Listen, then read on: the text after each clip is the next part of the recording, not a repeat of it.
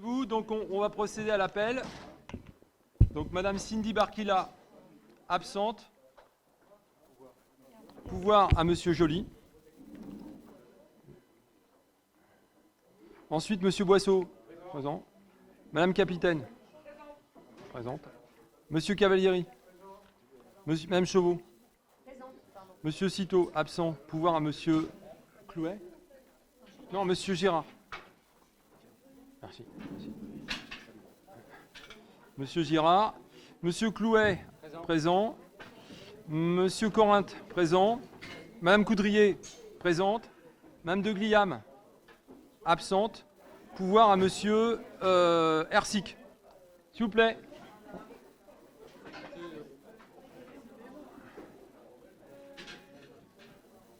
Ersic. Madame Derkaoui, présente. Monsieur Dubos. Monsieur Dubos, absent. Madame Gaumont, absente. Monsieur Geffrotin, présent. Monsieur Girard, présent. Monsieur Harlet, présent. Monsieur Ersic, présent. Monsieur Geffroy, présent. Monsieur Denis, présent. Joly, plutôt.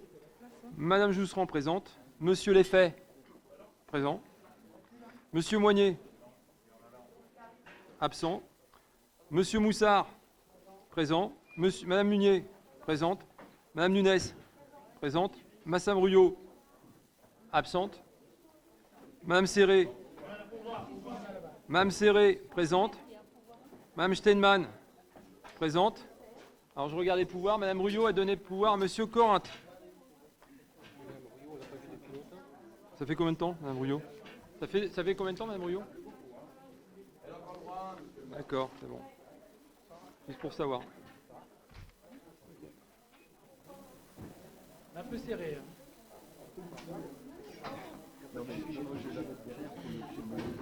Bien.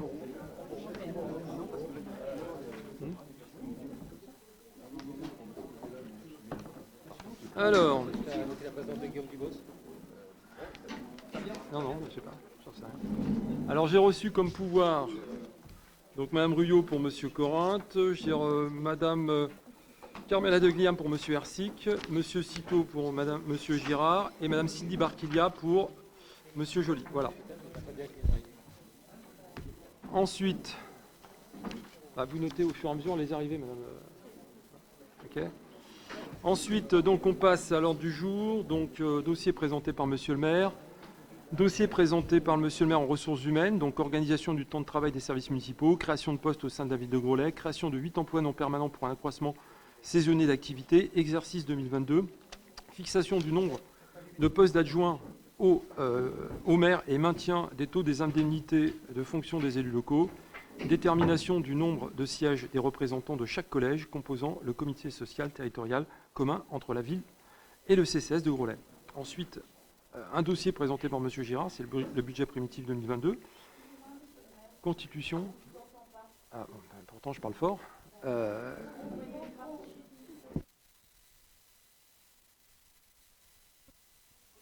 Voilà. Donc ici, constitution d'une provision pour risque et charges financiers et questions diverses. Donc voilà. Alors, on va passer sur l'approbation du procès verbal du conseil municipal du lundi 4 avril. Y a-t-il des questions ?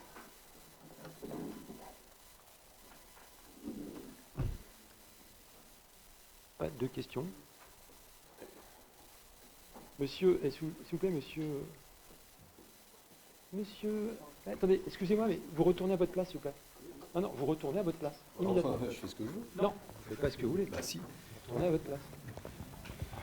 On est quand même libre de bouger au sein du conseil municipal. Je suis pas sûr. Ah bon? Carrément. Non, excusez-moi, vous ne mettez pas là, c'est pas ça.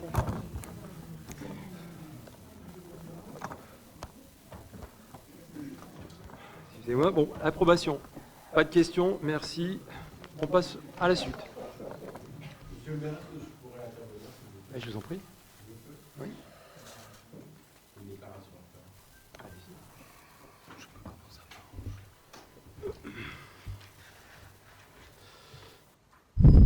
Ça marche. Si ça marche. J'attends que monsieur... Non, on n'attend pas. On y va. Alors, donc voilà, vous êtes au pouvoir depuis maintenant 18 mois. Donc, bilan pouvons-nous dresser de cette période si ce n'est qu'un désastre pour l'avenir de notre ville? Nous devons ce soir revoter le budget 2022, fort de constater que nous n'avons pas pris en compte nos remarques lors du DOB. Pour exemple, rien sur l'entretien de notre église Saint-Martin, classé bâtiment historique report en 2023 pour 300 000 €. Peu sur l'entretien des bâtiments communaux, exemple mairie, les corniches qui se détachent, comme j'ai fait part au dernier conseil, les écoles. Absolument rien sur les dossiers d'accessibilité, malgré une commission réunie courant mars, après 18 mois de mandat. Réunion sans proposition de programme, pourtant imposée par la loi. Aucune inscription budgétaire. Pour preuve, là je pose une question, pose de barrières chemin des Prés, pour moi qui ne sont pas aux normes PMR. Mais en réalité, la nouvelle municipalité n'a aucune connaissance de ce dossier sensible. Aucune précision sur le programme de la crèche de la gare. Est-il abandonné? Nous avons l'impression que vous souhaitez gérer la ville comme on gère une entreprise. Nous constatons un manque de concertation entre les élus de votre liste. Nous sommes également surpris que votre délégué aux finances découvre les délibérations peu de temps avant les commissions de finances, n'étant pas au fait... Comment? Mais attendez, laissez-moi finir. À la fin, j'allais vous complimenter. Alors, attendez, laissez-moi finir. Attendez, je suis quand même pas impoli. Donc, j'en étais où, du coup? Vous m'avez perturbé. Donc, aux finances, découvre les délibérations peu de temps avant les commissions de finances, n'étant pas au fait des décisions et de la gestion de la ville. Convaincu que ce dernier est de bonne volonté et aura les compétences requises pour mener à bien son rôle. Concernant votre premier adjoint délégué aux travaux et à l'urbanisme, je lui soumets mes questions sur l'ordre du jour des commissions, qu'il accepte, mais on nous fait qu'un compte rendu succinct des dossiers en cours sans débat. La maison des associations doit avoir le jour avant la fin de votre mandat, normalement 2026, suivant votre programme, aucune inscription budgétaire pour études. Vous reconnaissez que la gestion de la ville est donnée à M. Citeau. Pour preuve, à votre demande, ce dernier s'est vu retirer tout pouvoir de décision auprès des élus et de vos services juste avant ce vote deuxième vote du budget. Sans doute, après toutes les doléances de votre propre majorité, est-ce là encore une tactique de votre part pour arrêter l'hémorragie de votre majorité? N'est-il pas trop tard? Pouvez-vous gérer cette ville sans lui? Est-ce en effet un effet d'annonce pour tenter de rassembler votre majorité? Pour le vote du budget, vous faites pression sur vos élus qui ont même reçu un courrier de votre DGS que nous espérons la rédiger sous aucune pression de qui? Nous nous interrogeons sur le bien fondé de cet envoi et le droit de réserve des employés communaux. Vous diffusez sur les réseaux sociaux que la maison médicale ne verra pas le jour du fait du refus du vote du budget et que la commune sera redevable au promoteur de la somme de 164 000 €. Rappelons quand même l'historique de ce dossier. Vous avez signé la promesse de vente le 14 décembre 2021. Nous espérons que dans les conditions suspensives, vous avez indiqué sous réserve de l'obtention des subventions et du vote du budget 2022. Si vous avez approuvé la date de la signature définitive pour février 2022, chose irréalisable, et je vous confirme que lorsqu'on fait un achat en signature en VFA, le notaire indique une date approximative de la réalisation de la vente. Ensuite, vous recevez un projet d'acte où vous avez un mois pour confirmer votre achat ou négocier le délai de la réalisation. Vous êtes peut-être resté sans réponse auprès du promoteur et de votre notaire, ce qui aujourd'hui pose problème. Vous avez fait voter le 10 mars 2022 une délibération vous donnant pouvoir pour signer l'acte authentique. Si la délibération a été acceptée par le service de la légalité de la préfecture, c'est que la commune est en mesure de signer l'acte d'acquisition. Au dire de M. Citeau, la commune a versé 164 000 € lors de la signature de la promesse de vente. La minorité, vous avez demandé à plusieurs reprises une commission sur ce projet de la maison médicale. M. Citeau et vous-même ont toujours refusé. Pourquoi? Peut-être que nous ne serions pas à ce jour, à ce stade de ce montage financier plutôt fragile pour cet investissement important pour la ville. Alors, Monsieur le maire, a cessé de faire peur à la population et vos élus qui vous soutiennent sur le montage de cette réalisation de la maison médicale, simplement du fait que le budget ne sera pas voté. Lors du dernier conseil, M. Citeau et vous-même ont annoncé que vous aviez embauché du personnel compétent, ce qui n'était pas le cas sur le précédent mandat. Ces propos ne regardent que vous. Or, aujourd'hui, nous sommes à nouveau sans directeur des services techniques. Pour quelle raison cette personne compétente a préféré partir sur notre commune voisine et rejoindre des anciens employés communaux? Sa remplaçante est déjà partie. Et combien d'autres encore pour le bien de la collectivité et nos administrés? Je sais très bien que la gestion du personnel vous concerne, mais malgré tout, pour quelle raison un changement de poste et maltraitance envers un employé de la CAPV détaché à l'APM? Pourquoi lui imposer un changement d'horaire alors que nous savons tous Et aussi, pour ceux qui ne le savent pas, je vous l'apprends, un de ces enfants a besoin de soins vitaux, où je reste humain envers des personnes qui se lèvent le matin pour aller travailler, pour nourrir sa famille. Une personne qui ne profite pas du RSA, elle ne profite pas non plus du système social. N'est-ce pas cela, votre politique? Arrêtons le social. Nous voyons bien aussi également une baisse de la subvention du CCAS. Vous, les élus en soutien du maire, je m'adresse à vous, aussi à vous. Les faits sont là. Des Grolésiens qui vous ont donné leur bulletin de vote pour qu'ils fassent bon vivre à Grolais. Vous ne pouvez pas cautionner cette politique antidémocratique, unilatérale et sans partage. Prenez vos responsabilités quand la répression de notre ville que veut vous imposer notre maire. Je vous remercie pour votre écoute. Merci, monsieur Massier. Alors, je vais vous répondre. Bien sûr, heureusement. On vous dit que, effectivement, je tourne, en fait, ça tombe les cas parce que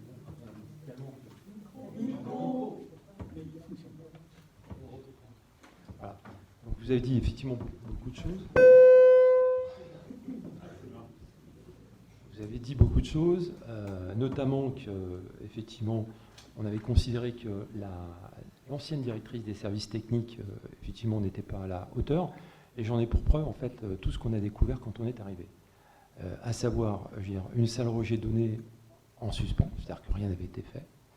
Une salle des fêtes complètement dégradée, je veux dire, à savoir que le sol, je le rappelle, et pour ceux qui l'ont vu,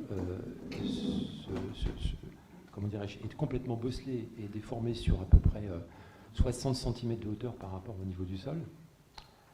Je veux dire, bon, tout un tas de malfaçons, puisque bon, et là vous étiez, je crois, à l'époque, vous deviez être adjoint, donc quand il y a eu le projet de la place de Libération.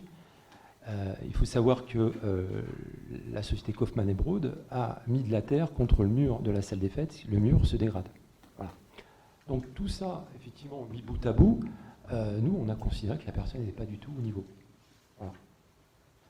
Donc, alors je prends aussi en fait d'autres cas. Hein. Par exemple, je prends, et vous étiez adjoint à l'époque, la catastrophe, je veux dire, chez les Corbins, puisque je veux dire, la société que vous avez mandaté donc, à saper en fait, les fondations de la maison Corbin et de la maison Michou, et c'est vous qui étiez adjoint à l'époque, hein, parce qu'on le sait. Je vais vous répondre. Non, attendez, pour l'instant. Vous ne me répondez pas, pour l'instant je vous ai laissé parler. Donc voilà, donc, et sans compter, en fait, bon, vous savez, vous nous traitez d'amateurs en fait, sur Internet. Nous, quand on a fait campagne avec M. Clouel, il n'y a pas un quartier où on ne nous parlait pas de vos histoires et de vos casseroles. Vous parlez de moi personnellement? Oui, personnellement. Voilà. Citez des sujets, monsieur le maire. Eh ben, il y a tout un... par exemple, l'allée des noyers. Oui. Voilà, l'allée des noyers. Et où le problème? Voilà, l'allée des noyers, les gens, effectivement, avaient fait des recours contre vous. Faux. Voilà. Si. Non. Si. Faux. Bon, je pourrais parler aussi du Claude d'Horloger, hein, qui avait été effectivement décrié à une certaine époque, où effectivement vous étiez parti pris en fait dans la société qui a fait effectivement le Claude d'Horloger. Et c'était un bois qui était classé, donc qui a été classé par M. Boutier, et effectivement à votre profit, quoi, au profit de votre société. Voilà. Faux. Non, c'est pas faux. Mais si. Mais non. Bah, vous ne répondez pas à la question. Non, mais je sais bien, mais bon. En fait, vous répondez comme quoi le personnel avant était incompétent. Moi, je vous dis que vous avez embauché du personnel qui était compétent et qui est parti. La question est, c'est pourquoi ils sont partis. Pourquoi il est parti? Parce que quand il est arrivé, en fait, il venait d'une très grande ville. Il avait effectivement beaucoup de personnel, il nous l'a dit. Et il s'est retrouvé dans une ville plus petite, avec moins de moyens. Et donc, il a été happé par une ville qui fait 3 fois la taille de Grolais. Donc, il lui proposait plus et qui lui proposait beaucoup plus de personnel. C'est tout. C'est pas plus compliqué que ça. Voilà. C'est simple à comprendre. Quand on a de l'ambition, effectivement, on essaye d'aller là où il y a plus, avec plus de moyens. Tout simplement. C'est pas compliqué. Voilà. Alors, vous parliez aussi, en fait, de l'APM. Bon, il faut savoir que l'APM, déjà, ça ne regarde pas 100% Grolais, puisque l'APM dépend, comme vous le savez, de la CAPV. Et donc, le chef de l'APM, qui est là, a jugé bon, effectivement, de supprimer ce poste. On ne l'a pas demandé de partir, on a supprimé le poste. Voilà, le poste d'accueil. Voilà. Donc, il y a des raisons techniques. Hein. Il faut savoir que elle n'a pas la capacité de faire un certain nombre de choses, notamment de faire des mises en fourrière. Et or, c'est ce qu'on souhaitait. Voilà. Il faut savoir que quand vous allez dans n'importe quel poste de police, en tout cas national, et pour aussi certains postes de police municipaux, l'accueil se fait par des policiers. Voilà. C'est tout. Donc, nous, on souhaitait que ça aille dans ce sens-là. Maintenant, elle n'est pas partie. Il faut savoir qu'elle est au sein de la CAPV, elle peut être reclassée en fait, dans n'importe quel poste. Voilà. Il y avait d'autres questions? C'est juste, puisqu'on parle du personnel, juste sur le plan, je dirais, social et humain. Le fait de changer ses horaires, de lui demander de démarrer son travail à 8 heures, alors qu'on sait très bien qu'elle a un enfant en difficulté et qu'il faut qu'elle s'en occupe le matin et qu'elle peut démarrer son poste à 9 heures, vous me direz que c'est quand même pas du social. Ouais, alors, attends, excusez-moi, je veux dire, le chef de l'APM a quand même le droit je veux dire, de gérer son personnel. Oui, mais il y a un droit, mais il y a aussi, alors après, s'il est humain ou pas humain, je ne juge pas, peu importe. Je dis simplement ce que je pense. Je sais inhumain de maltraiter si vous aviez été le personnel. à ma place, vous auriez fait ce que vous vouliez. Bon, bah, nous, on fait autrement. Bah, allez-y, continuez. Voilà. C'est tout. Voilà. J'ai répondu à toutes vos questions.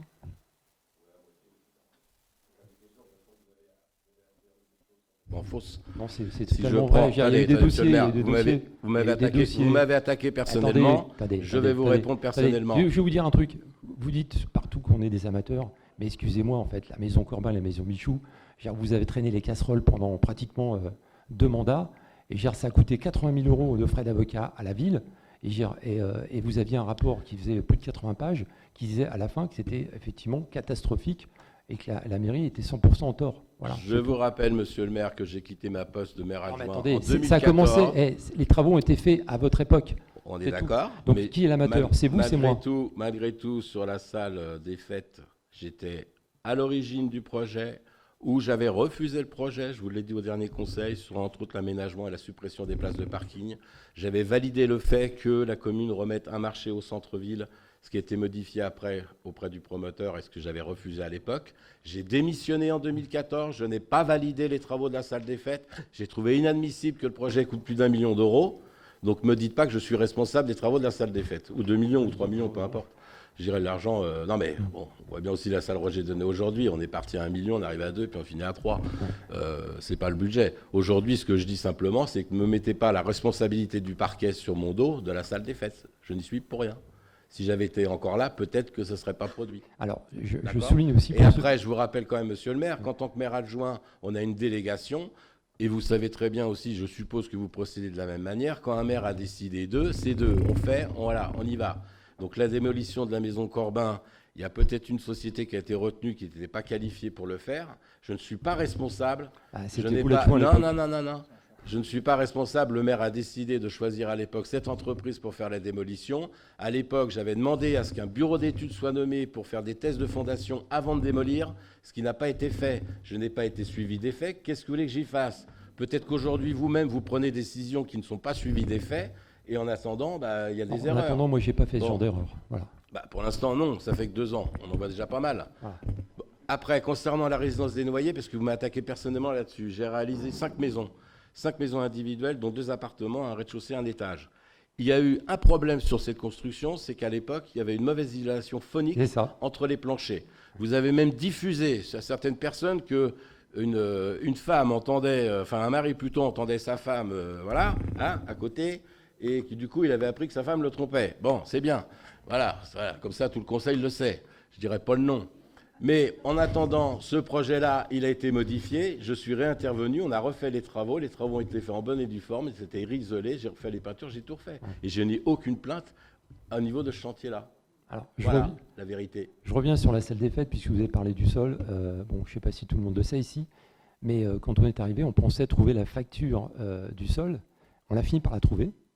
Et en fait, le sol, il a été facturé comme un sol qui a été fait au service technique. Donc il s'agit d'une fausse facture. Voilà. Donc vous voyez, donc, votre équipe, c'est possible. Enfin. Ouais. Donc quand on parle d'amateurisme, moi je suis assez stupéfait en fait qu'on ose dire ça, quoi. Alors que nous, pour l'instant, on n'a commis aucune erreur. Aucune. Non, attendez, excusez-moi, on a effectivement, quand on est arrivé, c'était en stand-by, concernant la salle Roger Donnet, on a relancé les choses. On a lancé effectivement le projet en fait, de la maison médicale. On a lancé un certain nombre de choses, évidemment. Entre le moment où on arrive et le moment effectivement, où ça sera réalisé, attendez la fin du mandat. Voilà, c'est tout. Et vous verrez s'il y a des erreurs, ou des erreurs aussi monumentales que ce que j'ai pu constater quand je suis arrivé. Hein. Autre exemple, pour ceux qui ne le savent pas, donc, derrière la salle des fêtes, on a appris qu'on avait 6 box. Au départ, on pensait qu'on en avait un. Et en fait, sur les 6 box, il y en a 5 qui sont loués par une personne qui ne les possède pas. Incroyable. Voilà. Non, mais vous étiez dans cette liste 2 fois. Voilà. Merci, monsieur Girard. Je vous en prie. Oui.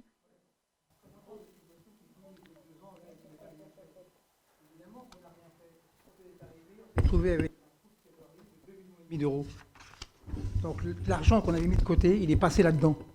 1,5 million de trésorerie qui est parti comme ça, qui a été utilisé en trois temps, trois mouvements, remboursé en une fois. Vraiment, c'était bien géré ça. Et donc c'était nous qui l'avons pris dans la figure. Donc cette année-là, on a remboursé 2,5 millions d'emprunts. Plus les 2 maisons Corbin et Michou qu'on a dû racheter. Comment voulez-vous qu'on trouve des sous dans ce cas-là? Bah voyons, bien entendu. Oui, comme mais vous, ça, comme vous, dis donc, effectivement. mais ça, c'est la votre politique. méthode. Attendez, mais c'est la politique Votre du Mali. méthode Ça. qui a ruiné en fait la commune. J'emprunte 2, je rembourse 2 et j'emprunte 4 parce que comme il me manque toujours 2, et puis voilà, et ainsi de suite. Mais c'est impensable ça.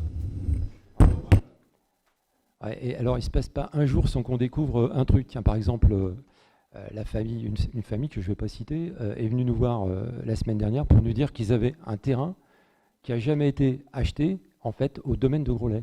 Donc il y a un terrain, un morceau de terrain qui leur appartient. Dessus, il y a une maison. Bon, voilà, incroyable. Il y a une dame qui vient nous voir, qui nous dit bah, moi, je me suis fait escroquer, on m'a piqué un terrain, allez de la Pommeraye. Pareil. Non, mais attendez, vous êtes en train de me donner des leçons. Attendez, vous êtes en train de me donner des leçons. Mais vous me faites alors marrer. qu'en fait, il y a une. Je pourrais écrire en fait une bible de toutes les conneries que j'ai pu vivre depuis que je suis arrivé. Mais moi aussi. Mais attendez, monsieur le maire, je vais même vous raconter une petite histoire. Le jour où on a créé le collège, le collège du Nézan, le collège du Nézan. Ah oui, à Saint-Brice. À Saint-Brice, ouais. Eh ben, faut savoir que la maison du gardien a été construite sur un terrain qui appartenait pas au syndicat à l'époque. Toute erreur arrive. Voilà. Oui, mais alors, vous dites qu'on fait plein d'erreurs, mais moi, j'en ai commis aucune. Voilà, c'est tout. Non, mais on en découvre tous les jours. Voilà. Donc, n'inventez pas des choses qui n'existent pas, c'est tout. Non, moi, je ne les invente pas, je les constate tous les jours. Et ça nous fait perdre un temps fou. Voilà. Voilà. Alors, on va passer à l'approbation. Donc, qui vote contre? Qui s'abstient? Adopté. Merci. Non, mais c'est trop tard. Non, il fallait aller plus vite, madame. Bon, ben, on verra après. Il y a un débat sur le, comment dirais-je, sur le budget. Vous aurez le temps de poser vos questions. Par rapport à l'ordre du jour d'aujourd'hui. Dites-moi quoi? Je voulais savoir pourquoi toutes les délibérations qui avaient été proposées pour le dernier conseil municipal n'apparaissent plus sur ce conseil. Parce qu'on a estimé qu'on devait pas les repasser tant qu'on n'avait pas en fait voté le budget. Donc on verra après. Voilà. Donc toutes les délibérations concernant le scolaire, le règlement de l'action jeunesse, la participation des familles au séjour, la participation des familles aux semaines multi-activités, le projet éducatif, la modification du règlement intérieur de l'accueil de loisirs, la caisse des écoles, le transport scolaire, tout ça, ça sera pour le prochain conseil municipal. Voilà. Très bien, merci. Bien, on passe à la suite. Ah oui, j'ai pas nommé le secrétaire. Alors le secrétaire... La dernière fois, c'était Monsieur Joly. C'est Madame Jousserand. Donc le secrétaire, a priori, ça devrait être Madame Jousserand. Est-ce que vous l'acceptez? Merci. Bien, on va passer donc aux délibérations.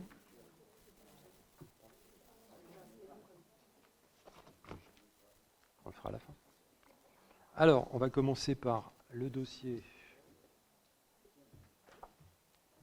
Attendez, hop. Dossier numéro 1, l'organisation du temps de travail des services municipaux. Alors, à la demande de la sous-préfecture, l'organisation du temps de travail des services municipaux soumise au conseil municipal du 9 décembre 2021 est à nouveau présentée à l'Assemblée délibérante du 14 avril 2022. Alors pour rappel, dans la loi 2001-2 du 3 janvier 2001 relative à la résorption de l'emploi précaire et à la modernisation du recrutement dans la fonction publique, ainsi qu'au temps de travail dans la fonction publique territoriale, la durée hebdomadaire est fixée à 35 heures par semaine. Les collectivités territoriales bénéficiaient cependant de la possibilité de maintenir les régimes de travail mis en place antérieurement à l'entrée en vigueur de la loi précitée. En août 2019, la législation a remis en cause cette possibilité de dérogation. Elle a posé le principe d'un retour obligatoire à compter du 1er janvier 2022 aux 1607 heures annuelles de travail et organise la suppression de ces régimes plus favorables. De ce fait, tous les congés accordés réduisant la durée de travail effectif sans base légale ou réglementaire ne pourront plus être maintenus. Exemple, semaine d'hiver, jour d'ancienneté, jour du maire, congé pré-retraite, pont, etc. Ainsi, 2 propositions ont été faites auprès des services non annualisés. Donc un cycle hebdomadaire de 35 heures ou bien un cycle hebdomadaire de 36h30 avec octroi de jours d'aménagement et de réduction du temps de travail à RTT. Certains services dont le temps de travail doit être adapté aux variations d'activité sont annualisés. Cette annualisation permet la flexibilité nécessaire à leur bon fonctionnement.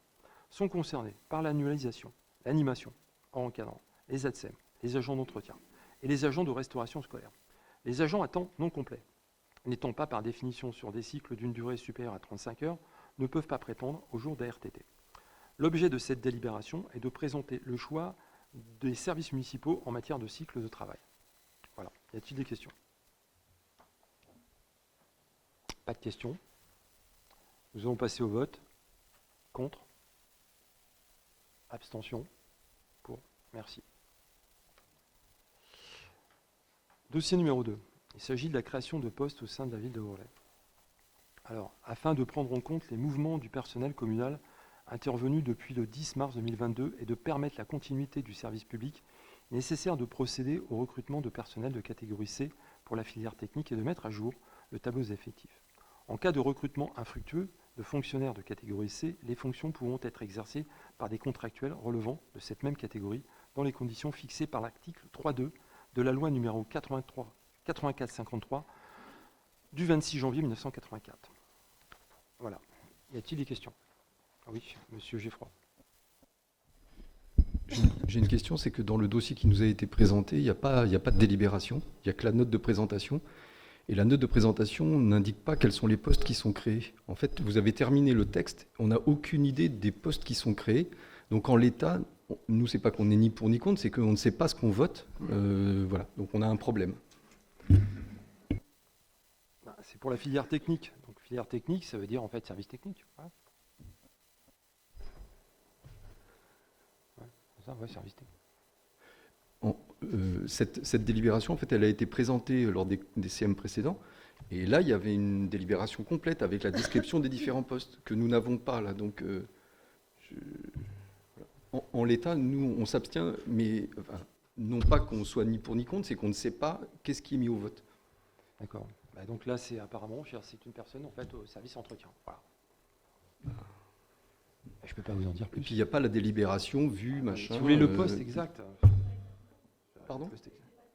Ben non. Là, j'ai la note de présentation. Voilà, donc là, si on regarde filière technique, donc 2 postes d'agent d'entretien, c'est marqué. Hein, c'est marqué. On a que... Bon, excusez-moi. Donc 2 postes d'agent d'entretien, donc au grade d'adjoint territorial. Voilà, c'est tout.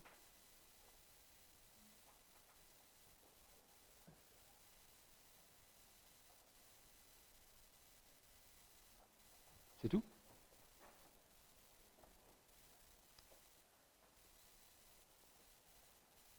Monsieur Geffroy, c'est tout ? Voilà. Bah, c'est les agents d'entretien, qu'est-ce que vous voulez qu'on... Non, j'entends bien, mais enfin bon, il y a un minimum de formalisme. Voilà, c'est juste, on a des délibérations avec un contenu. Si on fait la même chose pour d'autres délibérations où vous nous dites, bah en fait c'est évident, on passe un contrat pour le transport scolaire, bah oui, mais enfin non, il faut une description, il faut quelque chose quoi. Et bah là, puis, je vous dis, ce sont des agents d'entretien. J'entends. Je vous dis juste que c'est très surprenant de ne pas avoir le projet de délibération avec comme libellé pour le comment dire, comme la délibération numéro 1. Excusez-moi, Voilà, moi, C'est j'arrête. une erreur, effectivement. Voilà, de je voir, vous dis juste, en l'espèce, on ne peut pas voter, et puis point, quoi. C'est juste pour vous signaler que le dossier... Là, je viens de vous répondre. il- Maintenant, vous pouvez voter. Oui, exactement. Nous, on s'abstient puisqu'il n'y a rien à voter. Ah, mais attendez, je viens de vous dire que ce sont des agents d'entretien. Enfin, moi, je vous dis, il nous faut un projet de délibération puisqu'on vote la délibération et on n'a pas de délibération. Ah, si vous voulez, Donc, je vous la fais passer.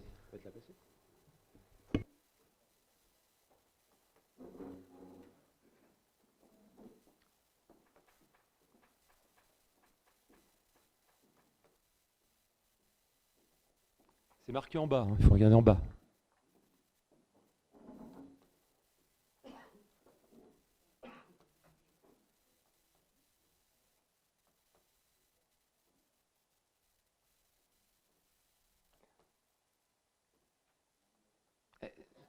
En fait, c'est un intitulé de fiche de poste, hein, ni plus ni moins. Hein.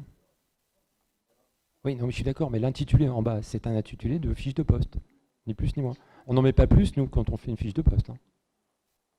Voilà.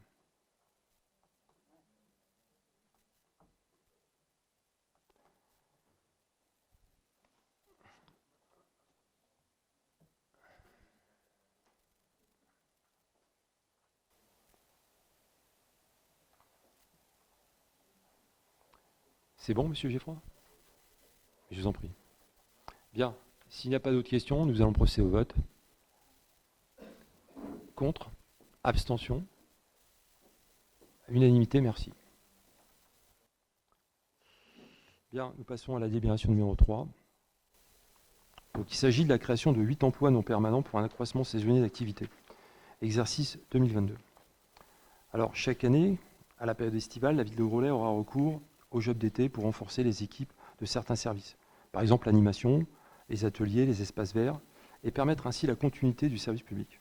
Pour ce faire, la ville de Grolais recrutera des agents non titulaires dont les contrats, établis pour des durées allant de 3 semaines à 2 mois, serviront également à nos jeunes pour prendre connaissance, pour s'imprégner du monde du travail, plus particulièrement du service public. Voilà. Alors, notamment, si on regarde, hein, on propose la création d'emplois non permanents à temps complet pour faire face à l'accroissement saisonnier d'activité. Par exemple, 3 emplois au grade d'adjoint d'animation relevant de la catégorie C en renfort auprès de l'accueil de loisirs. Donc, vous voyez, donc l'accueil de loisirs, si vous voulez, c'est de l'animation. 2 emplois au grade d'adjoint technique relevant de la catégorie C en renfort auprès des ateliers municipaux. Donc là, il s'agit de la voirie. Et 3 emplois au grade d'adjoint technique relevant de la catégorie C en renfort auprès des espaces verts. Donc il s'agit de tondre, tailler, etc. Donc ces emplois non permanents seront occupés par des agents contractuels recrutés par voie de contrat à durée déterminée comme suit. Pour animation, donc, un emploi d'une durée de 26 jours allant du 6 juillet 2022 au 31 juillet 2022 inclus, un emploi d'une durée de 57 jours allant du 6 juillet 2022 au 31 août 2022 inclus, un emploi d'une durée d'un mois allant du 1er août 2022 au 31 août 2022 inclus. Ensuite, concernant les services techniques et ateliers, 2 emplois d'une durée d'un mois allant du 1er juillet 2022 au 31 juillet 2022 inclus. Pour les espaces verts, il s'agit de 2 emplois d'une durée d'un mois allant du 1er juillet 2022 au 31 juillet 2022 inclus, et un emploi d'une durée d'un mois allant du 1er août 2022 au 31 août 2022 inclus. Alors, le niveau de recrutement de ces agents est à minima un niveau de qualification de type 5, c'est-à-dire BEP ou CAP. Et la rémunération de ces agents sera calculée par référence à un indice brut 371 au 4e échelon de leur grade de recrutement. Voilà. Y a-t-il des questions? Là, je pense avoir été complet. Pas de questions? Nous allons passer au vote. Contre? Abstention? Unanimité? Merci. Alors, nous passons à la délibération numéro 4. Alors, il s'agit de la fixation du nombre d'adjoints et de conseillers délégués et maintien du taux des indemnités de fonction des élus. Pour faire suite à la démission de 2 adjoints au maire et de 2 cessations d'activité de 2 conseillers délégués, il convient de procéder à la réorganisation du conseil municipal.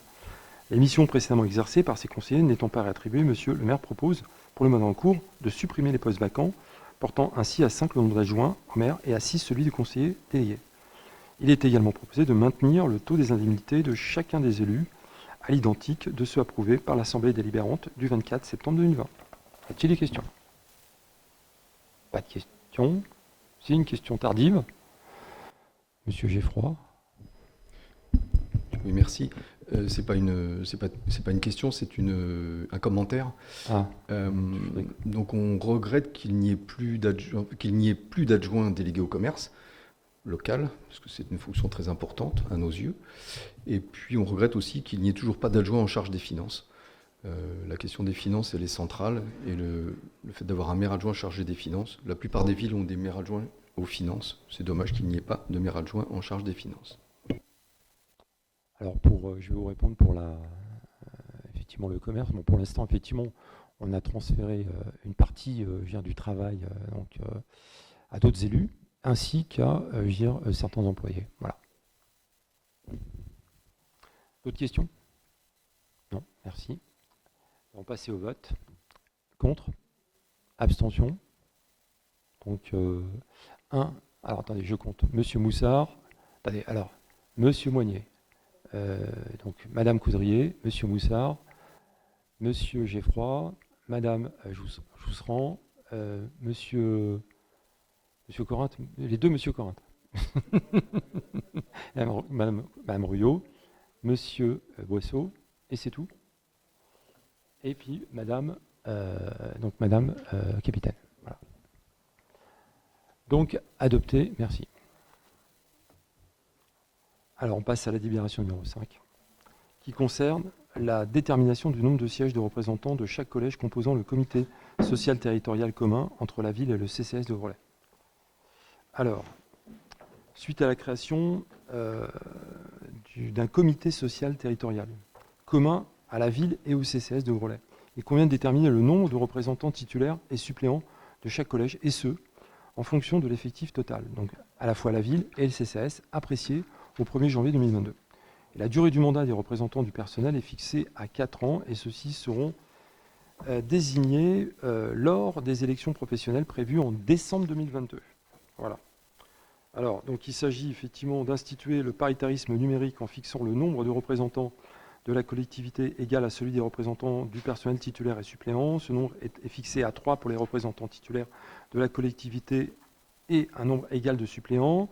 Il s'agit de fixer le nombre de représentants titulaires du personnel à 3 et celui des suppléants également à 3. Et il s'agit d'opter pour le recueil par le comité social territorial de l'avis des représentants de la collectivité. Voilà. Y a-t-il des questions? Pas de questions. Nous allons procéder au vote. Contre? Abstention? Unanimité? Merci. Oui.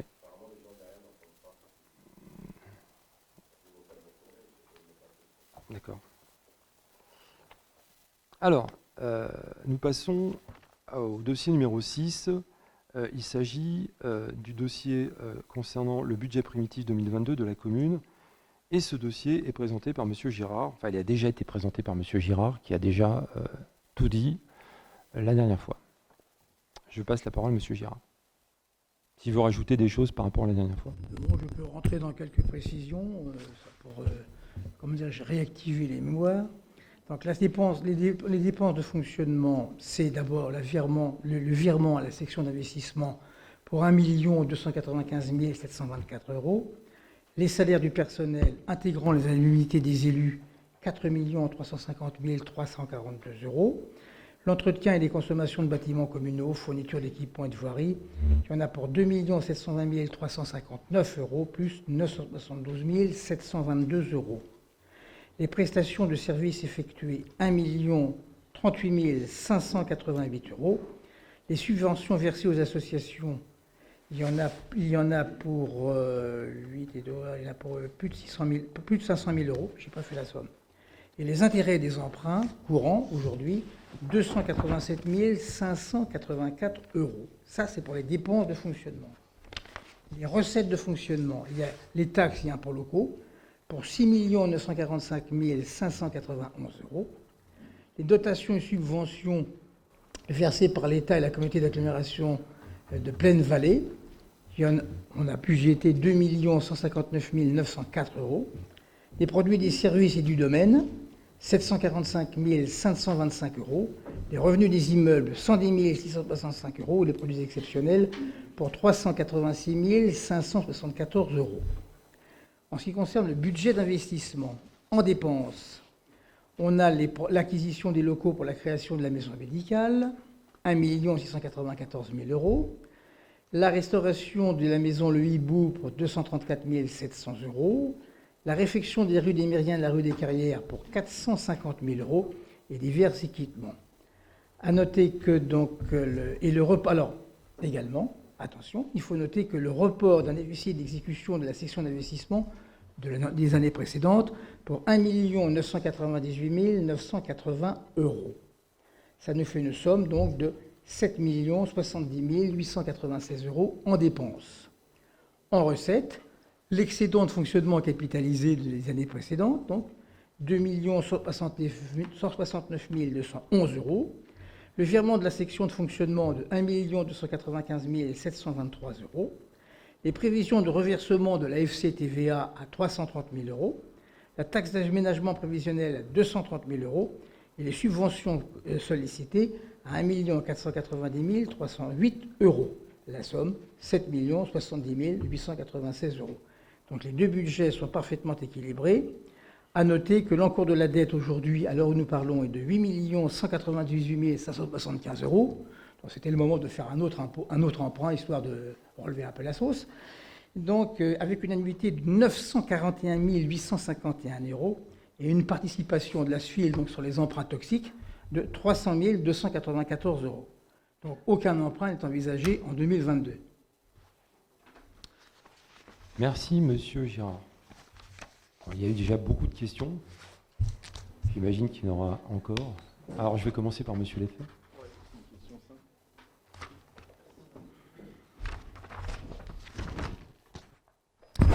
Monsieur Girard, j'ai entendu les subventions aux associations pour 500 000 €. Est-ce que vous confirmez ce chiffre? De combien, pardon? 500 000, j'ai entendu. Oui, attendez voir. Oui, tout à fait. C'est parce que c'est deux subventions qui seront sollicitées. On va passer la parole à Monsieur Geffrotin, qui connaît les chiffres par cœur. Non, il n'y a pas. Les subventions à deux. sont 200 et quelques mille €, pas 500 000, pas du tout. À moins d'inclure des subventions qui seraient en dehors des associations, style CCA. Oui, voilà, c'est ça. C'est ça. S'il inclut CCAS, oui. Maintenant, les subventions aux associations, non. Les écoles. C'est pas 500 000 €. Ah non. Voilà. On est généreux, mais Je pense qu'ils ont inclus il y a des limites. le CCA.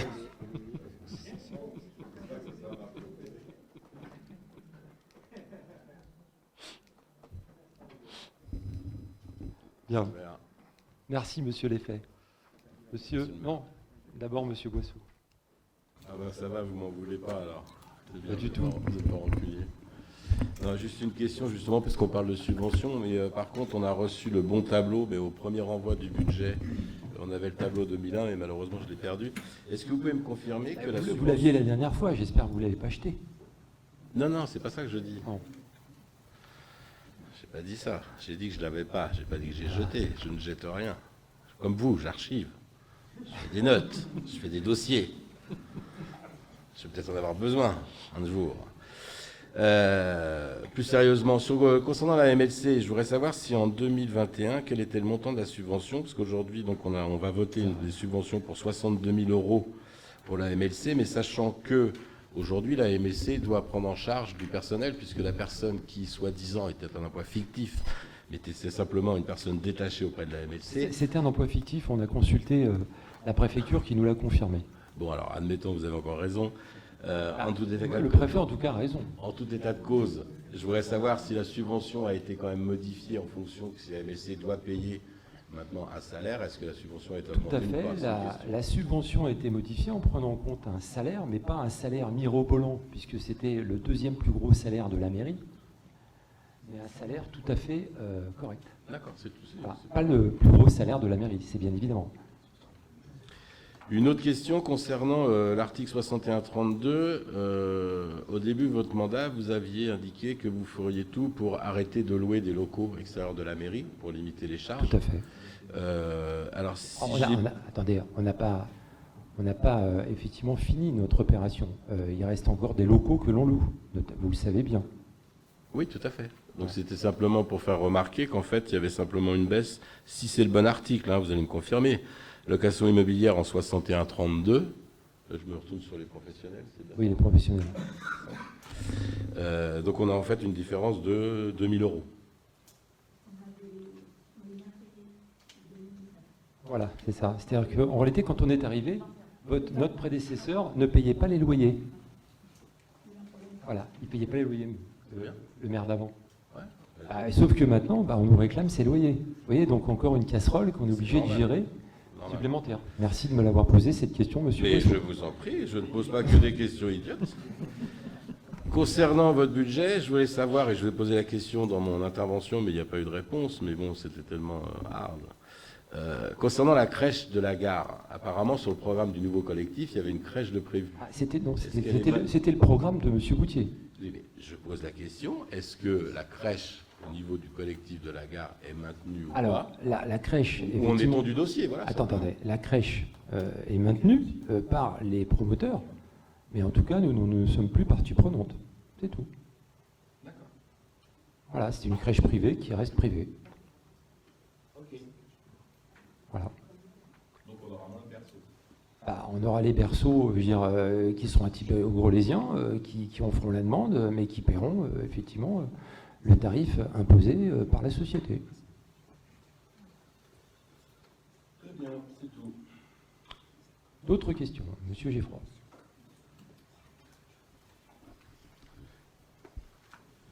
Je ne vais pas revenir sur le détail du budget, puisqu'on en a parlé la dernière fois, et puis je ne vais pas non plus reprendre l'intervention que Paul Moussard avait fait la dernière fois. Je voulais juste revenir sur les événements récents concernant le vote du budget. Et le premier événement, c'est un mail que vous avez fait envoyer à vos colistiers, indiquant que s'ils votaient contre le budget, la ville tournerait au ralenti. C'est pas ce que j'ai dit. Vous transformez comme toujours en fait les propos. Mais j'ai l'habitude avec vous, puisque partout où je vais, j'entends sans cesse en fait des choses fausses. Si vous voulez bien me laisser. Vous êtes le roi en fait, si vous voulez, de la fake news. Vous voulez que je cite le mail? Lisez plutôt que interpréter. Voilà, ça sera mieux. Oui, alors est-ce que je l'ai là? C'est pas de la pression, c'est une information. Ne confondez pas. Voilà, la collectivité pourra continuer à fonctionner au ralenti. Voilà. Ça, c'est pas moi, ça. Non, c'est pas vous. C'est pas vous. Non. C'est qui? Et Madame Deblède s'adresse aux élus sans validation par le maire? Ça, j'y crois pas un seul instant. Je vous assure. Alors là, franchement, qu'une DGS, excusez-moi, prenne l'initiative d'un courrier par à exemple, des élus. Alors, je vais vous donner une initiative qu'a pris effectivement cet après-midi la DGS, qui a été bien gentille. Sans rendez-vous, 2 personnes de votre liste sont venues dans son bureau alors qu'elle était en train de travailler sur un dossier très important, l'ont interrompu pour qu'on lui donne, un dossier que vous aviez déjà, puisqu'il vous a été déjà envoyé. Mais si, bien sûr que si. Mais si. Donc, ce dossier, en tout cas, elle a pris le temps, sans rendez-vous, de vous le donner. Donc, je pense qu'elle peut prendre aussi des initiatives de ce type-là. Voilà. Alors, on me dit, en fait, monsieur Clouet, en fait, il avait déjà dans un dossier qui vous avait été transmis. Voilà. Je peux poser la question? Attendez, on laisse finir monsieur Geffroy. Ah, allez.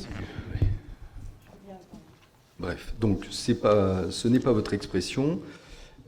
En tout c'est cas, pas ce qui a expression. été... Vous voyez, comme vous déformez. Non.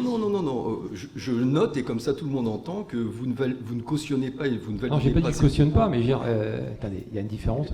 Vous notez toujours des choses qui n'existent pas. Vous notez pas que je cautionne pas, je vous dis, ce n'est pas moi qui l'écris. Ça n'a rien à voir. Ce courrier a été envoyé aux élus uniquement de la majorité, d'ailleurs, donc ce qui dénote une démarche pour le moins partiale. Bon, bref, ce qui était dit dans ce courrier, c'est que la ville et les services allaient tourner au ralenti. Donc, ça nous a posé question, on s'est renseigné, et ce que nous avons trouvé, c'est l'article L 1612-1 du CGCT et l'article 1612-2 du CGCT qui décrivent précisément ce qui pourrait se passer, ce qui va se passer, j'anticipe un peu, ce qui pourrait se passer si le budget n'était pas voté. Si le budget, dans la période qui se déroule du 1er janvier jusqu'au vote du budget, il y a tout un tas de dispositions qui permettent à la ville de fonctionner alors que le budget n'est pas encore voté. Ça, c'est l'article 16-12. Pour le fonctionnement, on part sur les bases de l'année d'avant. Pour tout ce qui est emprunt, on rembourse ce qu'on doit. Il n'y a que la partie investissement qui est cadrée à 25% du budget d'investissement. Voilà, c'est juste ça. Alors, dire que les services vont tourner au ralenti dans cette période-là, c'est pas tout à fait juste. Ensuite, ce que rajoute l'article 16-12-2, c'est que si jamais on ne vote pas le budget, à compter de la saisine, je lis, à compter de la saisine de la Chambre régionale des comptes et jusqu'au règlement du budget par le représentant de l'État, l'organe délibérant ne peut adopter de délibération sur le budget de l'exercice en cours. Donc, effectivement, le temps que le budget soit examiné par cette Chambre régionale des comptes, on ne pourra pas voter un mois plus le délai. Bon, pardon. 1 mois et 20 jours.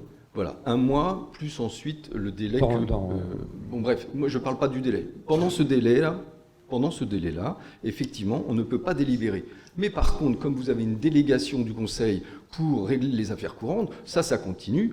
Il n'y a aucun problème. Donc, il ne faut pas faire prendre aux gens des vessies pour des lanternes. Donc, je veux affirmer ceci. Lisez, j'invite tous les conseillers municipaux à lire les articles L1612.1 et L1612.2 pour avoir conscience de ce qui se passe. Ça, c'est le premier point. Le deuxième point concerne, pareil, ce que vous avez dit sur la maison de santé.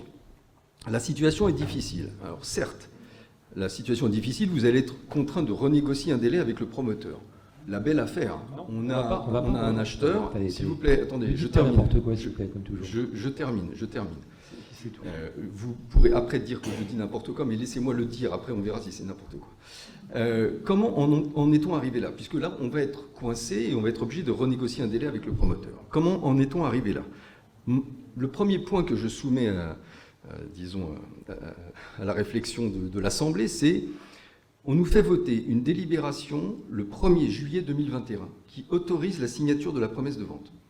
Et fait surprenant, cette promesse de vente n'est signée qu'au mois de décembre. Donc on laisse le temps passer et finalement la promesse de vente n'est pas signée. On signe une promesse de vente en décembre avec un calendrier de paiement où une vente en l'état futur d'achèvement, c'est comme quand on achète son pavillon en vente en l'état futur d'achèvement. On paye quand il y a la dalle, on paye quand il y a les murs, on paye quand il y a le toit, on paye, etc. Donc c'est ce qu'on a trouvé dans la promesse de vente, enfin dans le contrat, avec les différentes échéances. Mais vous signez en décembre un calendrier, alors que déjà c'est tout fini quasiment, enfin c'est bien avancé, et avec un calendrier qui est complètement déphasé. Ça, c'est deuxième réflexion. Pourquoi avoir signé un document où finalement le calendrier qui est dans l'acte ne correspond pas au calendrier de réalisation? Le deuxième point, c'est, je voudrais relever un certain nombre d'incohérences des actions réalisées. En décembre, vous signez un acte qui prévoit, donc vous signez la promesse de vente en décembre, qui prévoit la signature de l'acte authentique avant la fin février, donc avant le vote du budget.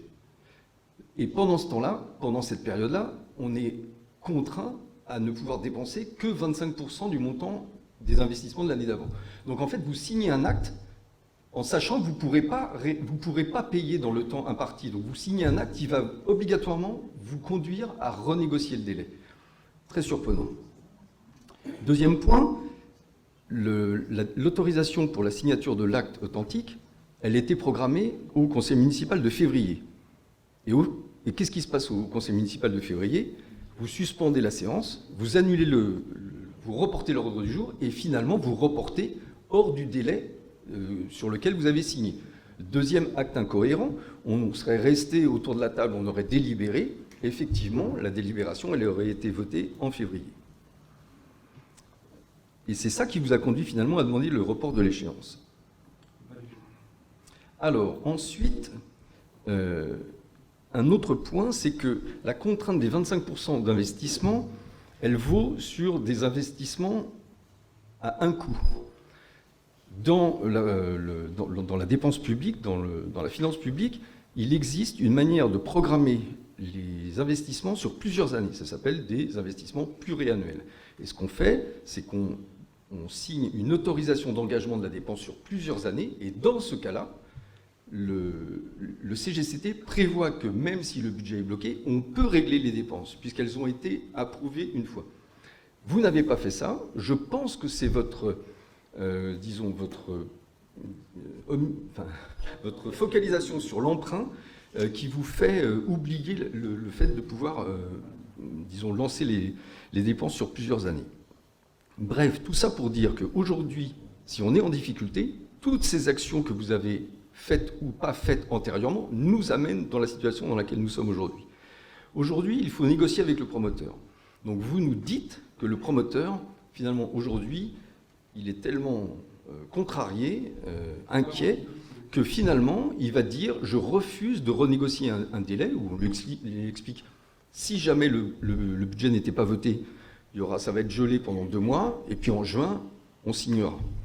Donc vous dites le promoteur refuse de faire ça finalement. Mais ça, c'est vous qui le dites. On n'a aucune preuve, aucun papier qui nous dit l'inverse.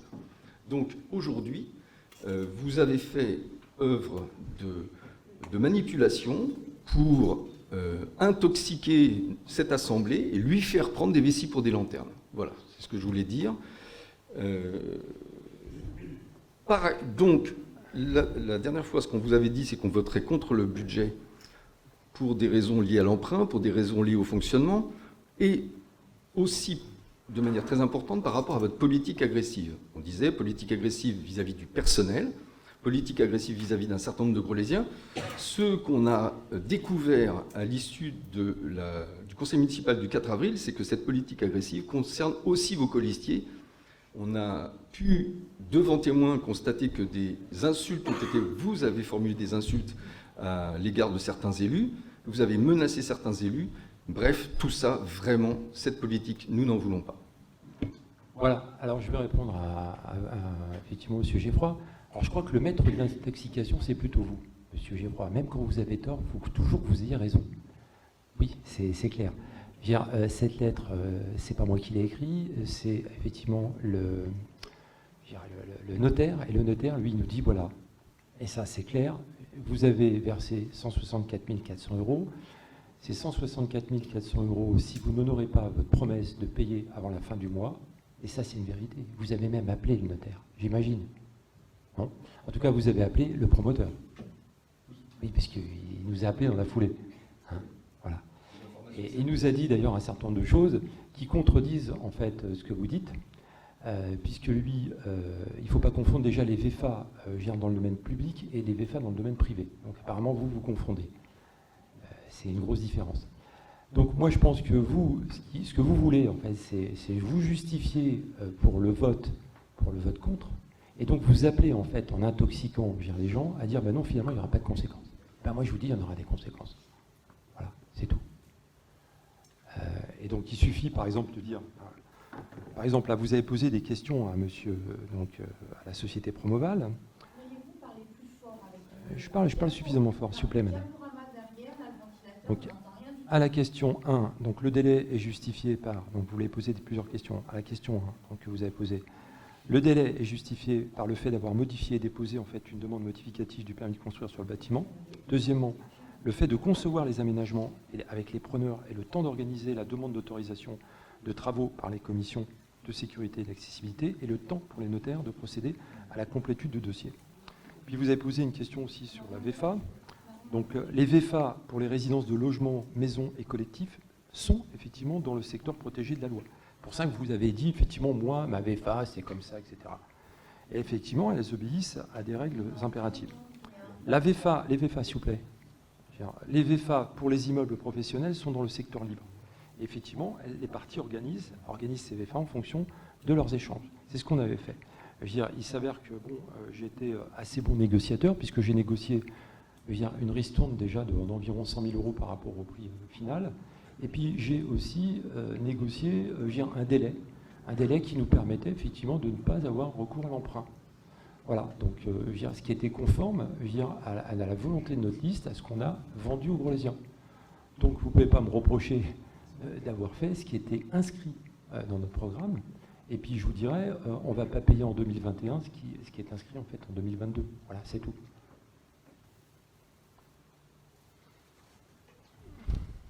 Donc nous avons, comme vous l'avez dit, madame, nous avons consulté l'acte qui a été signé, il ne faut pas dire acte, le contrat qui a été signé en décembre. Et qui C'est une promesse de vente? Oui, cette promesse de vente, elle prévoit un échéancier de paiement. Elle prévoit 20% à la signature de l'acte, elle prévoit l'échéancier de paiement. Ouais. Comme, alors je ne sais pas pourquoi vous voulez on- absolument qu'il y ait une différence avec la VFA On l'a public, repoussé, privé, effectivement, etc. il a bien voulu repousser, sauf que là maintenant, il a dit la date butoir, c'est ça. Voilà. Donc ce contrat-là Mais prévoyait un échéancier J'ai de bien paiement. compris, vous On est voulez bien avoir d'accord. raison. Je veux dire, vous C'est dites, pas tiens, la- pourquoi vous n'avez pas fait comme ça? Mais on a fait autrement.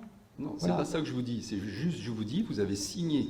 Je vous dis, il suffit de regarder le contrat. Hein. Le contrat que vous avez signé prévoit des dates de paiement. 20% à la signature de l'acte quantique, 10%, je me souviens plus des pourcents, la somme faisant 100%. Et Voilà. ce qui va. Sauf mieux, que là, parce on arrive à une échéance qu'on ne pourra pas honorer. Voilà, c'est tout. Qu'est-ce que vous voulez que je vous dise? on est bien d'accord là-dessus. Donc il faut négocier un délai.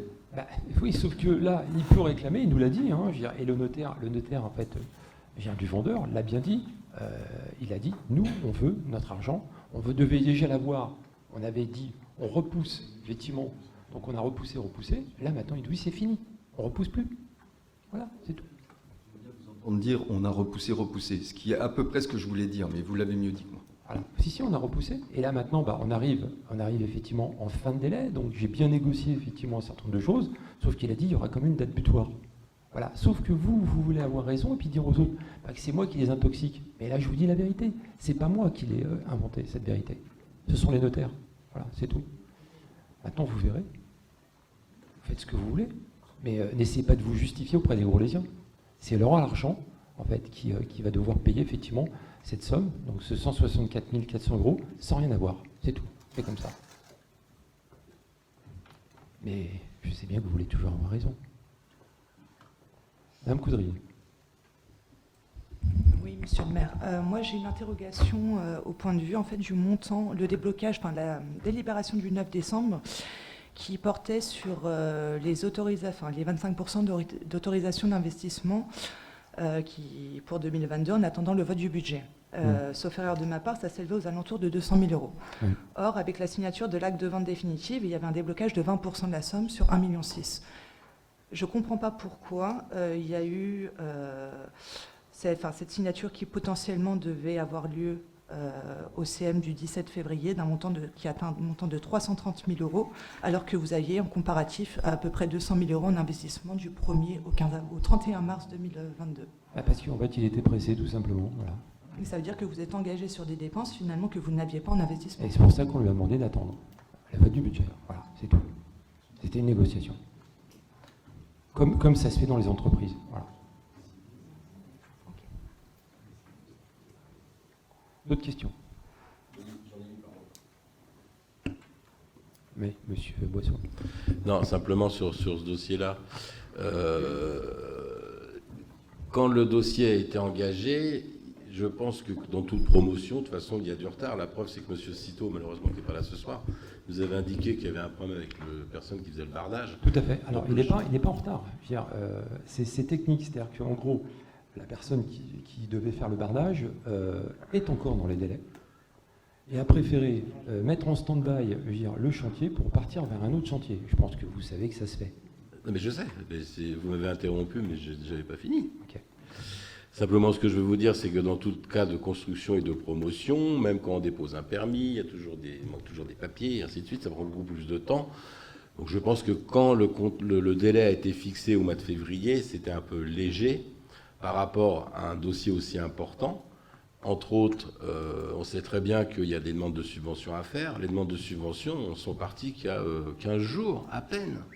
C'est-à-dire qu'aujourd'hui, aujourd'hui, on vote un budget où on estime qu'il va y avoir 500 000 € de subventions sans être notifié de ces subventions. On est d'accord.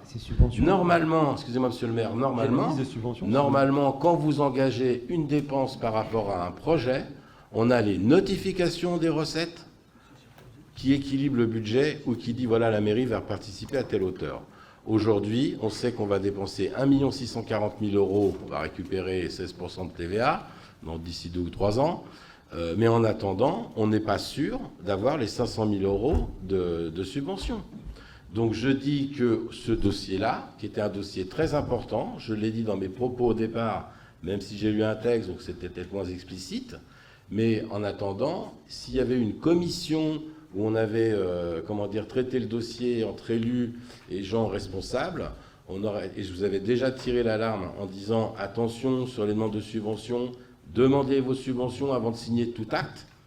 Il n'est pas sûr que la région donne une subvention si vous avez engagé une dépense. Je vais vous répondre, M. Boisseau. Alors, vous êtes en commission, donc vous savez que alors déjà, concernant ce projet, il vous a été présenté en détail par l'association qui porte le projet. Vous étiez là, il y avait les médecins, il y a eu une présentation, un PowerPoint, enfin, il y a eu tout. On vous a dit qu'effectivement, c'était eux un petit peu les patrons, en gros. Ils nous disent un petit peu ce qu'on doit faire, parce que sinon on n'aura pas la subvention de l'ARS. Alors pour la subvention de l'ARS, elle est passée en commission le 21 avril 2022. Vous étiez pas le 21 avril 2022? Non, pas le... Non, en 2021 en tout cas. Non, 21. Excusez-moi, j'ai mal lu. La commission finance. Non, la commission ARS. ARS. Okay. Ah voilà. Donc elle est passée en commission, voilà. En commission finance de l'ARS. Voilà. Bon. Non mais je vous le dis. Ensuite, la commission région, c'est en attente de commission, donc de confirmation. Et donc le dossier a déjà été transmis. Il a été transmis à une dame que vous connaissez, enfin peut-être, parce que je crois que vous avez appelé. Enfin, je sais que des gens de chez vous ont appelé. Madame Morage. Je crois que monsieur Geffroy a dû les appeler, non? Non, pas du tout. D'accord. C'est vrai qu'il appelle tout le monde. Alors, la DSIL, donc là, c'était encore un dossier supplémentaire qu'on a envoyé pour 196 000 €. Donc là, il a été transmis aussi. On a reçu le récépissé. Donc nous, on pense qu'il n'y a rien de s'y oppose, puisqu'on est dans les clous. On a fait tout ce qui, effectivement, était demandé par l'ARS, tout ce qui était fait, demandé par la région, tout ce qui était demandé par la DSIL. Simplement, nous, notre volonté, c'est d'avancer, c'est de ne pas traîner. Je veux dire, par exemple, pendant 2 mandats, comme c'était le cas avant, pour finir par ne rien faire.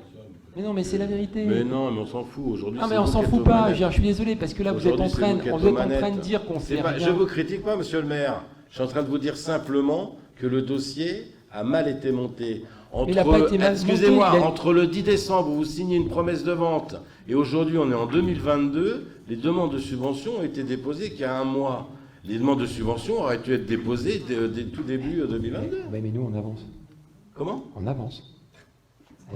Parce que vous, effectivement, vous faisiez des claquettes. Ah, mais arrêtez avec vous, attends, je suis fatigué avec ça. Voilà. Non, mais c'est vrai.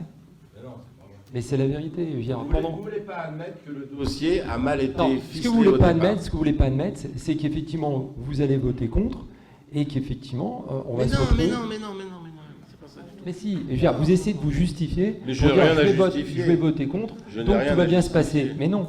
Je n'ai rien à justifier. Si. Vous savez très bien qu'on est pour la maison médicale. Je suis contre le fait que le dossier est mal monté. Mais non, il a été monté. Et en fait, vous nous dites qu'il faut signer parce qu'on s'est engagé. Mais si vous ne voulez pas, signez pas. Il n'y a pas de souci.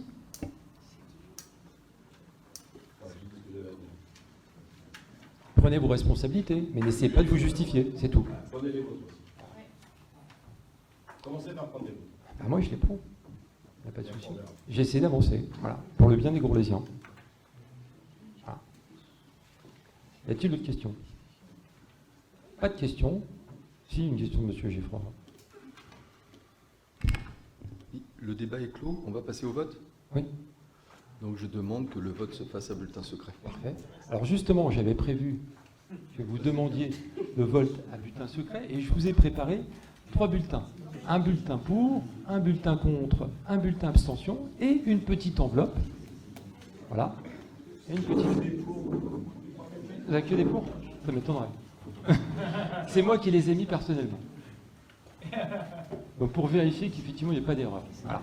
Alors on va commencer par Monsieur Clouet, donc qui va aller voter, et je voterai en dernier.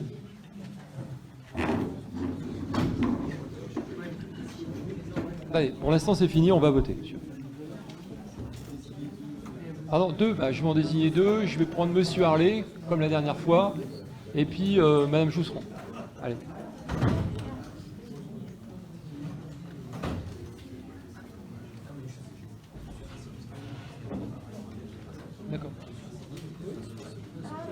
papiers, il faut que tu les poses sur ta place. S'il y en a. On va voir, Carmel, là. Regarde. Moi aussi.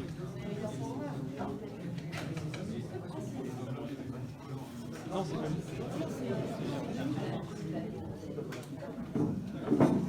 Ah, à voter, tout seul. Bien. Madame Jousson, s'il vous plaît. Ouais. Faut aller là-bas.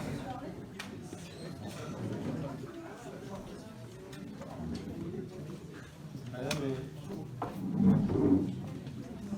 vous y allez sans que je vous le demande. Hein. Vous y allez sans que je vous le demande. Non, il faut aller dans la cabine.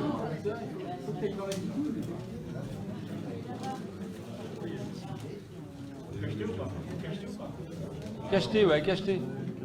Ouais. Par huissier.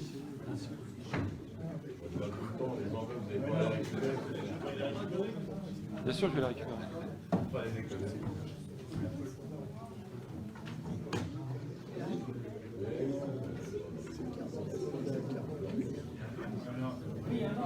Il y a un ordre, il y a un ordre.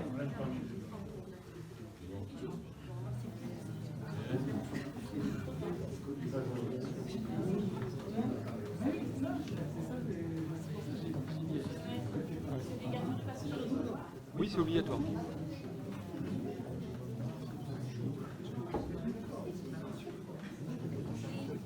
Merci. Monsieur Hersic est au téléphone, il va aller voter. Ils prend les sondages pour savoir qui va gagner. Il a pris les sondages pour savoir qui va gagner. Il demande l'autorisation.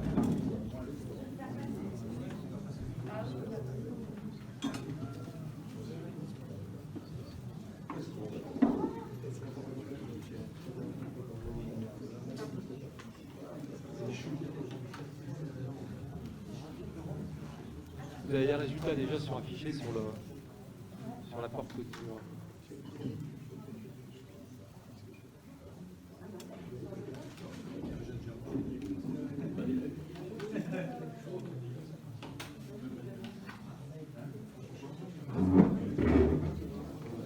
Merci. Allez, il passera. Monsieur Gilles.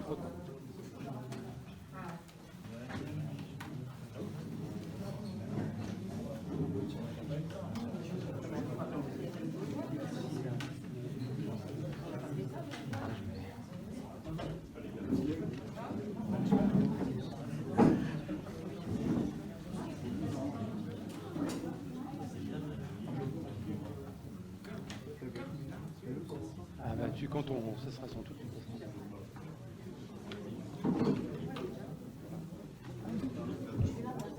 Bon, tu fais.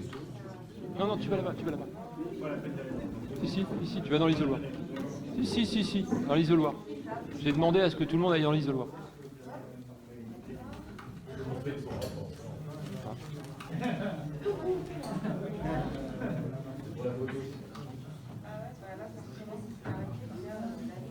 Non, vous allez bien dans l'isoloir, chacun.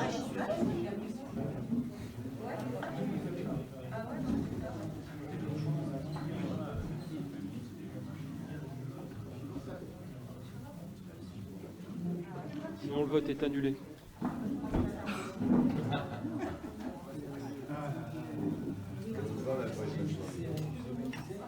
Ah ben, maintenant, c'est comme ça.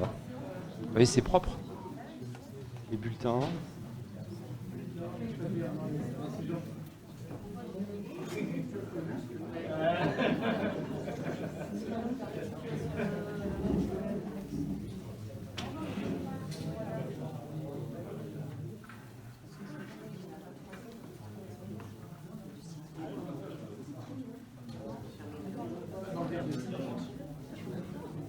Ouais, il peut voter pour le deuxième. C'est bon. Monsieur Citeau. Voilà.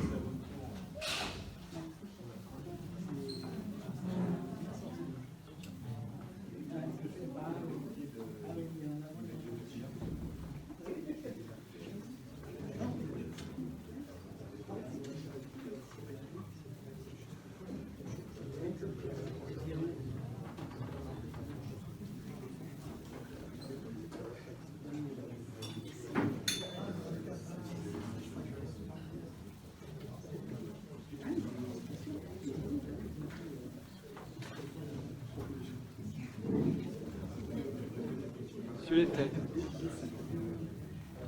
Monsieur Joly se prépare.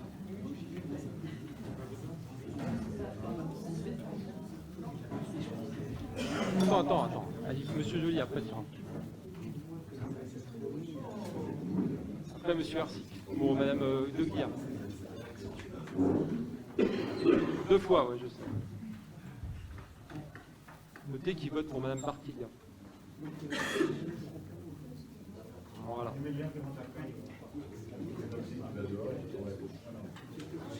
Monsieur Arsic, Madame Serré, s'il vous plaît.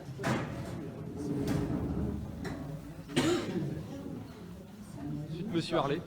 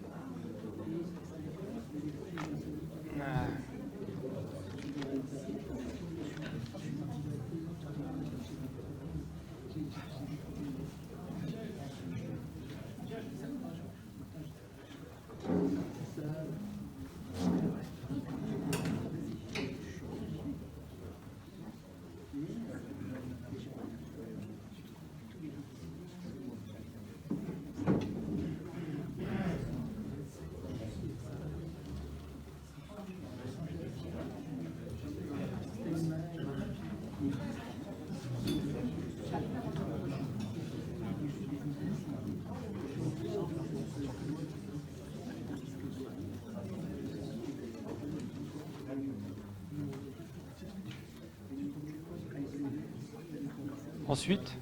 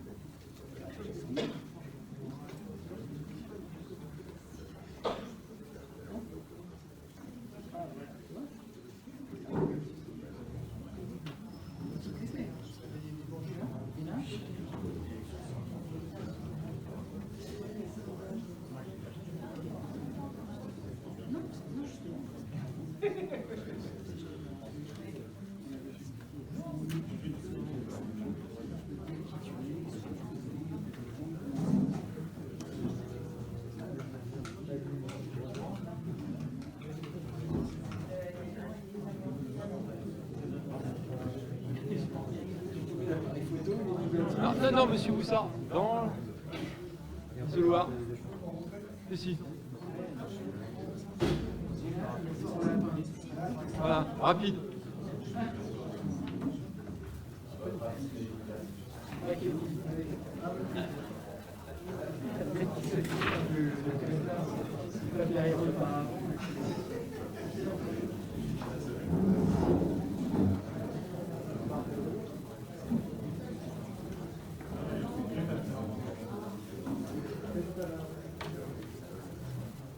Non, madame, vous passez dans l'isoloir.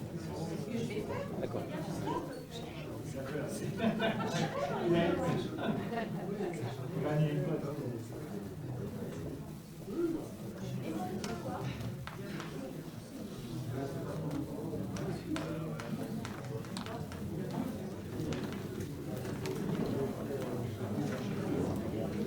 Ensuite, madame Chousseran. S'il vous plaît. Merci.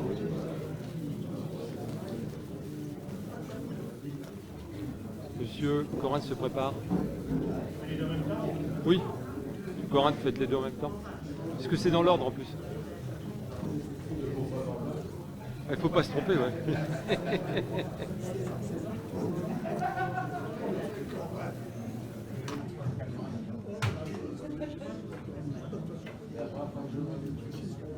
Le seul qui est passé par derrière. Oui.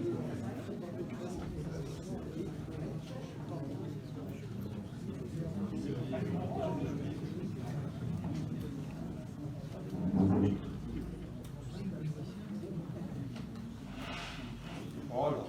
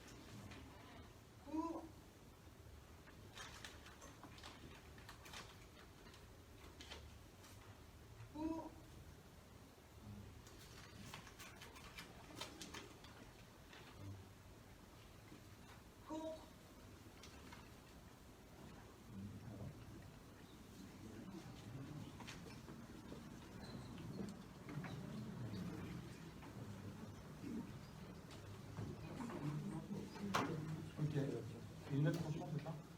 Alors, 14 contre, 12 pour, une abstention. Le vote est 13 pour. 13 pour. 13 pour. 13 pour. 13 pour. 13 pour. Une abstention et contre. Ça change pas. 14. 14. 14 contre.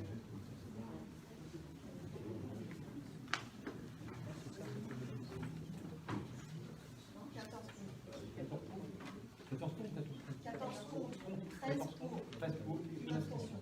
Voilà. Donc là, 14 contre, 13 pour, une abstention. Voilà. Là, c'est le jeu. Ah oui. Des questions. Alors, j'ai reçu les questions dans les délais de la société de la Pas encore. Pas encore, effectivement. De Grolet-Terre d'Avenir. Alors, mise à jour du PLU. Alors, la procédure de révision du PLU a été engagée et la première étape du diagnostic est terminée. Pouvez-vous nous présenter le planning de réalisation des étapes suivantes et les modalités de concertation qui sont prévues avec les Grolésiens, professionnels, associations environnementales, commerçants, etc. Alors, selon le bureau d'études, le projet d'aménagement et de développement durable, donc PADD, devrait être prêt pour la fin de l'été. L'arrêt du nouveau PLU est lui programmé au premier trimestre 2023. Ces délais sont cohérents avec ce que prévoit le marché passé, effectivement. 24 mois à compter de la notification. Concernant les modalités de concertation, celles-ci sont définies dans la délibération du Conseil municipal du 18 février 2021 de la façon suivante. Organisation d'une ou plusieurs réunions publiques, réalisation d'une exposition publique, donc plan et panneaux, avant que le PLU ne soit arrêté, parution d'un ou plusieurs articles dans le bulletin municipal ou autre, création d'une page spéciale sur le site internet de la commune, mise à disposition du public de dossiers en ligne avec la possibilité de formuler ses observations, mise à disposition d'un registre papier en mairie, et le devis du bureau d'études évoquait également la concertation prévoyant 3 réunions publiques. À cela s'ajoute bien entendu l'enquête publique devant suivre l'arrêt du projet du PLU. Donc tout vous sera communiqué donc, en temps utile. Voilà. Alors, concernant la téléalarme reliée à la police municipale. Donc, une publication du 3 mars sur la page Facebook de la police municipale de Groslay diffuse un sondage concernant un projet de raccordement des alarmes privées avec la police municipale. Pouvez-vous nous présenter les résultats de son sondage? Dans le cadre contractuel à mettre en place entre particuliers, société de téléalarme, ville de Groslay, sur lequel s'appuierait ce dispositif ainsi que les dispositions réglementaires qu'il convient d'appliquer. Le sondage n'est pas terminé. Dès que nous aurons les résultats, nous vous les ferons parvenir. Voilà. Ensuite, bilan de l'action de solidarité avec l'Ukraine. Alors, face à la guerre... Et la deuxième partie de la question?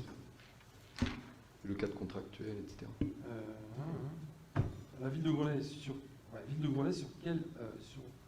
lequel s'appuierait ce dispositif ainsi que les dispositions réglementaires qu'il convient d'appliquer. Je vous dis, on n'a pas fini, donc on vous donnera les éléments en temps utile. Alors, face à la guerre en Ukraine et à ses conséquences catastrophiques pour la population ukrainienne, des Grolésiens se sont mobilisés. Ils récupèrent le matériel pour l'envoyer sur place, mais ils organisent également, avec leurs moyens limités, l'accueil des familles ukrainiennes. Pouvez-vous nous présenter un bilan des actions engagées par la commune ainsi que les projets que vous prévoyez de lancer dans les prochains jours? Alors pour l'instant, le bilan de la collecte est que nous avons livré une camionnette de 20 mètres cubes de divers denrées et produits de première nécessité. Donc c'est d'ailleurs moi-même qui l'ai fait au point de collecte du Val d'Oise, donc à Saint-Ouen-l'Aumône. Par ailleurs, donc, il y a une personne de notre équipe, à notre connaissance, qui héberge actuellement 3 Ukrainiens. Des Grolésiens se sont proposés aussi pour en héberger d'autres. Et nous sommes en relation avec les autorités, donc, puisque c'est les autorités du Val d'Oise, pour répondre à ces demandes d'hébergement. Et alors, au niveau des gens qui sont impliqués, c'est le CCAS, renforcé par Mme Nunes et Mme Munier, qui assure la coordination pour la ville de Groslay. Quatrième question, installation de caméras de surveillance dans le restaurant scolaire de l'école d'Audet. Alors, lors du conseil d'école d'Églésière du 11 mars, il a été indiqué par les représentants de la mairie, donc ça va être M. Hersic, je pense, que des caméras vidéo ont été installées dans le restaurant scolaire de l'école d'Audet, à la suite de vols. Oui, puisqu'on a eu effectivement des vols et il y a eu des témoignages, et on se réserve le droit, effectivement, d'aller plus loin au niveau de la justice. Alors, nous souhaitons savoir si ces caméras peuvent filmer les enfants, le personnel, et nous souhaitons également savoir qui a accès aux images et leur durée de conservation. Alors, ces caméras ne sont censées filmer, puisqu'elles ne filment rien pour l'instant, que des couloirs techniques, c'est-à-dire le personnel susceptible de les traverser et non l'espace public. Les enfants ne peuvent avoir accès à ces couloirs techniques. Pour l'instant, ces caméras sont posées. Elles ne sont pas installées définitivement, donc pour l'instant, il n'y a pas d'image, et par conséquent, pas de durée de conservation. Mais ça a été évoqué au comité technique, et donc dès lors que ça a été évoqué au comité technique, nous allons procéder en fait à la suite logique des demandes, effectivement, et pour que ce soit effectif. Voilà. Ensuite, intervention campement de Rome sur la commune de Saint-Brice. Alors, lors du conseil municipal du 10 mars, en réponse à notre question orale concernant votre intervention du 27 janvier 2022 dans le camp de Rome, installé sur la commune de Saint-Brice, vous avez présenté des différentes actions que vous menez pour traiter les problèmes posés par les Roms. Vous n'avez pas répondu à notre question que nous vous proposons. Êtes-vous intervenu avec la police municipale de Groslay dans le campement de Rome situé sur la commune de Saint-Brice le 27 janvier dernier? Pouvez-vous nous préciser les motifs de cette intervention ainsi que les conditions de son déroulement? Alors, je vous dirais que je vous ai déjà répondu la dernière fois en vous disant de vous rapprocher, je vous avais dit déjà, de vous rapprocher de l'APM pour consulter les rapports d'intervention qui sont rédigés à l'issue de chaque intervention dans la mesure où ceux-ci sont accessibles au public. Voilà. Merci. Donc, la séance est levée.